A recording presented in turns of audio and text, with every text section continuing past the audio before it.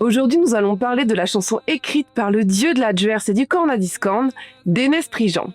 Sa chanson, Gorto the Ron, réussit l'exploit de réunir des univers se trouvant aux antipodes de la musique traditionnelle bretonne, tels que le cinéma américain de Ridley Scott, l'humour noir de South Park, la série policière Hawaii 5.0 et le foot français. Si vous voulez mon avis, je pense que ça n'arrive pas tous les 4 matins. Je sors une vidéo sur l'histoire d'une chanson bretonne qui souvent a fait le tour du monde à peu près une fois par mois. Le principe est souvent le même. Ensemble, nous allons parler de son auteur. En l'occurrence, pour Gorto the Ron, il s'agit de Dénes Prijan. Nous verrons dans quelles œuvres nous pouvons retrouver cette création qui a le pouvoir de toucher n'importe qui, bretonnant ou pas, rien que par les vibrations qu'elle dégage. Ensuite, nous parcourrons les paroles de ce trésor qui participa grandement à crier au monde entier la grandeur de la Bretagne, la profondeur de ses traditions musicales et la richesse de sa langue.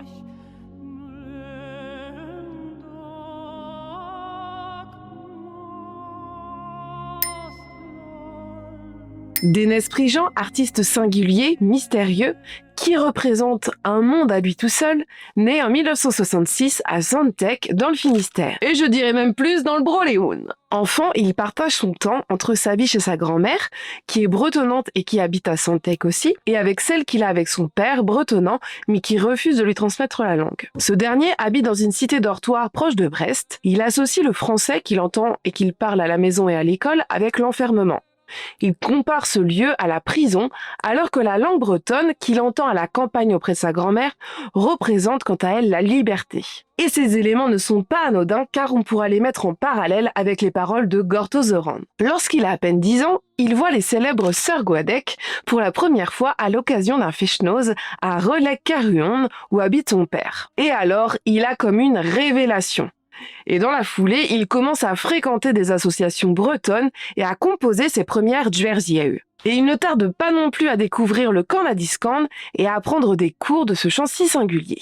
Corn signifie chanter, discorn donc son contraire, déchanter, c'est un chant à répondre en gros. Il chante dans ses premiers fechteunons à partir de 1984. Dans la foulée, il renoue de manière très forte avec le breton. Après ses études à Rennes, il devient professeur de breton à Carhaix et anime également une émission en breton sur l'ancêtre de France Bleu Armorique, tout en continuant à chanter dans tous les fechteunons possibles et imaginables. Mais en 1991, il abandonne ses différentes professions pour se consacrer pleinement au chant. Et j'ai envie de dire, tant mieux pour nous. En collectant des chants traditionnels, il rencontre Eugénie Ebrel, une des célèbres Sœurs Guadec, dont Dénes fait tourner les 45 tours depuis son adolescence. Elle lui dicte Ti Élise Elisa et il l'interprète sur scène avec la fille de cette dernière, Louise Ebrel.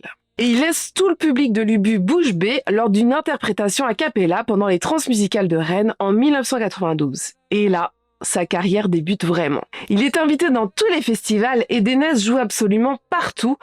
Impossible de louper ce breton mode court au blouson de cuir noir. En 1999, Dénes compose la chanson qui nous intéresse dans cette vidéo, Gorto the Ron, qui signifie « j'attends » en français. Il est accompagné de l'artiste australienne Lisa Gerrard. Leur duo, qui fonctionne merveilleusement bien, est intégré à l'album Irvi, qui signifie bande se couvrant et se découvrant avec la marée et faisant qu'une pointe de terre soit alternativement île ou presqu'île. Cette définition est tirée du dictionnaire en ligne d'Evry. Lisa Gerrard fait écouter la chanson à Hans Zimmer, qui s'est occupé du film de Ridley Scott, Gladiator, sorti en 2000. Celui-ci est séduit tout de suite, même si évidemment il ne comprend rien au breton et donc aux paroles.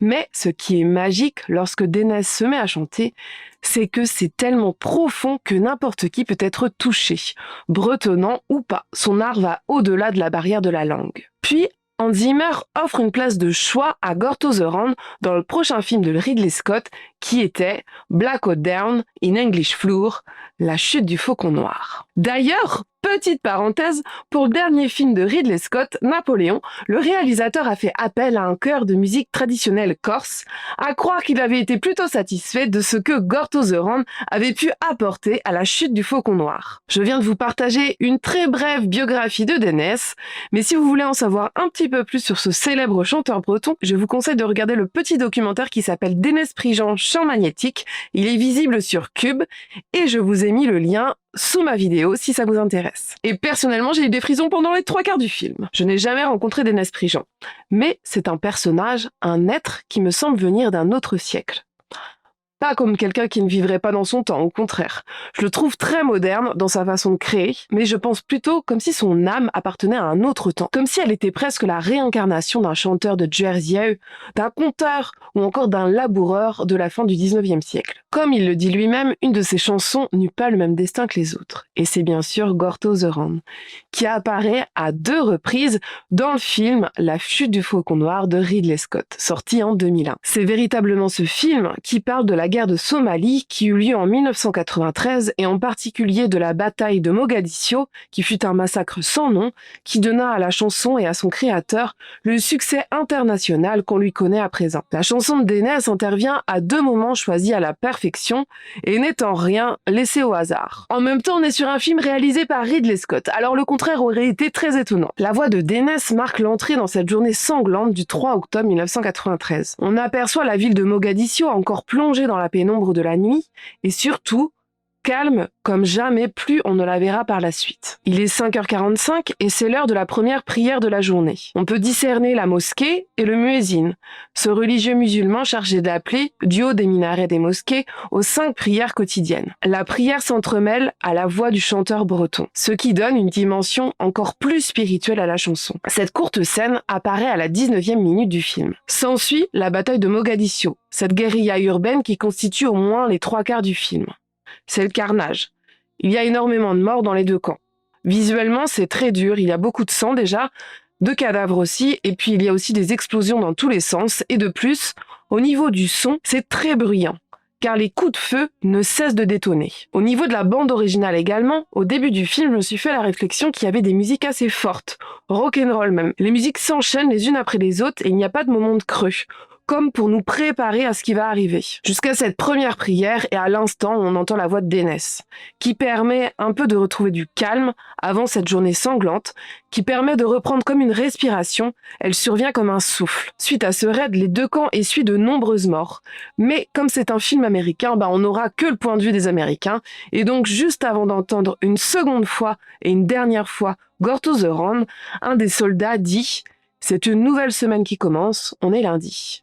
Ce qui donne une note d'espoir malgré le torrent de violence auquel le spectateur vient d'assister. Gorto the Rand résonne sur les confessions du soldat Matt Eversman. On assiste aussi à la lecture d'une lettre d'un soldat mort lors de la bataille, une lettre à sa femme et à ses enfants, qui apporte une touche personnelle et intime à ce bain de sang. Et on peut ensuite lire la liste des soldats n'ayant pas survécu à ces 14 heures de combat. Cette scène intervient à 2h13 dans le film. Bon, vous l'aurez compris, ce film n'est pas un film feel good.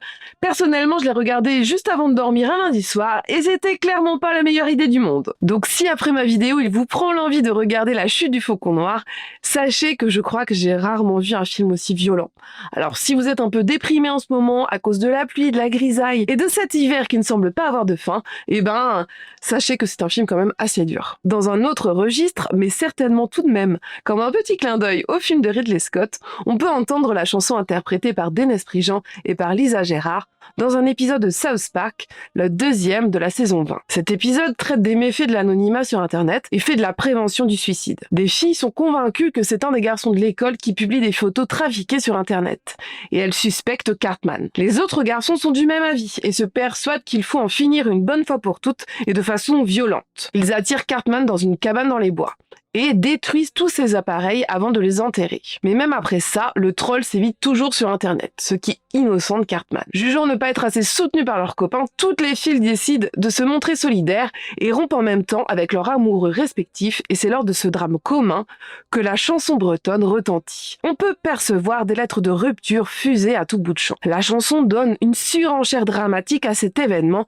qui secoue la vie des adolescents. On retrouve également la chanson dans la série documentaire canadienne constituée de 3 épisodes, Nature Adventure. Nous le verrons après, mais c'est certainement parce que la nature est au centre même des paroles de la chanson. On l'entendra également dans la série Hawaii 5.0, saison 10, épisode 7, lorsque l'un des protagonistes perd sa mère, mais aussi dans une série française nommée Balthazar. Et puis, dans le film français Les Seigneurs, sorti en 2012, qui réunit, accrochez-vous bien, Jean Reno, Franck Dubosc, José Garcia, Joe Star, Omar Sy et bien d'autres. On peut l'entendre à la fin du match entre l'OM et la petite équipe insulaire de Molène. Là encore, la chanson apporte du drama à la scène, une émotion qu'on ne peut décrire. Et la chanson écrite par Dénes Prigent a même été intégrée au répertoire du chœur militaire de l'école de Saint-Cyr. Maintenant, voyons enfin ce que signifient les paroles de Gorto Zoran. J'ai attendu longtemps, dans l'ombre sombre des tours brunes. Dénes habitait à Rennes à cette époque et il supportait mal la ville. Il se sentait enfermé, ce qui fait écho à un sentiment qu'il avait ressenti chez son père étant enfant. Dans l'ombre sombre des tours de pluie,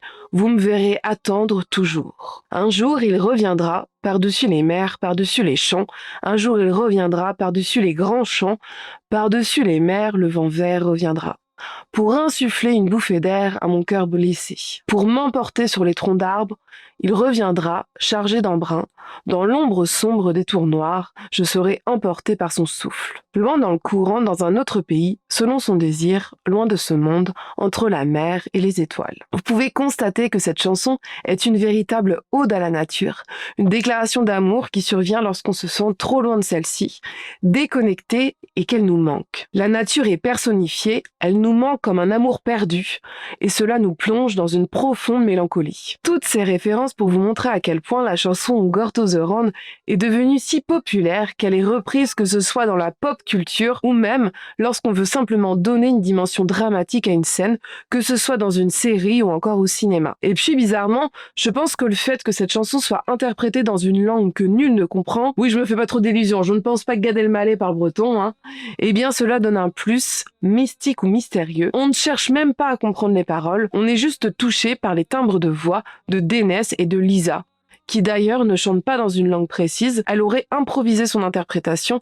et se serait laissée guider par la mélodie, par la voix de Dénes et par la musique. Et finalement, lorsque l'on place cette chanson si singulière au sein d'une œuvre, on attend la même chose du spectateur, qu'il comprenne qu'une chose grave vient de se passer, qui changera un destin à tout jamais. On attend de lui qu'il se laisse porter dans un univers qui nous dépasse, là où les mots ne suffisent plus. Mais bon, vous maintenant, vous pourrez dire que vous connaissez le sens des paroles de Gorto Zoran. J'espère que cette nouvelle vidéo sur l'histoire d'une célèbre chanson bretonne vous aura plu. J'en prépare d'autres pour les mois à venir qui seront chantées cette fois-ci par des femmes, parce que c'est important. Je vous fais des beaux cueils et je vous dis d'un dich trop.